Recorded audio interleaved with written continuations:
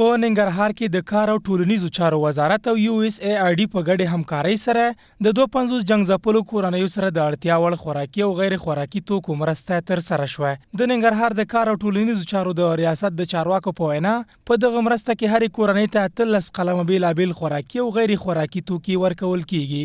دغه برنامه د وزارت کار او د USAID ګډه برنامه ده. د دې برنامې لارې په ټول دغه کال کې تقریبا د زرو نه اخوا دغسې وړې مرستې چې د پی مرستې سهم یې $240 کیږي. په دې کې 13 کلمه غذایي توکي شامل دي، دوی ته توزیع شوي دي. په ورته وخت کې هغه کورنۍ چې دغه مرستې ورته ویشل کیږي د مننې ترڅنګ له دولته د نورو مرستو غوښتنه کوي.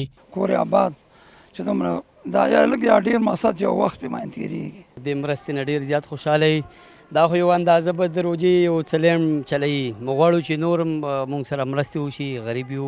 د یادونې وړ ده چې په دې وروستیو کې د ننګرهار له نا امنو سیمو نه ګڼ شمېر کورنۍ بې ځایه شوي چې له بېلابېلو ستونزو سره مخ دي. د ننګرهار د کاراوټولنیزو چارو ریاست د مسؤلینو په وینا په تېر یو کال کې له 1000 څخه زیاتو له جنګ ځپلو کورنیو سره وړې او لویې مرستې ترسره شوي.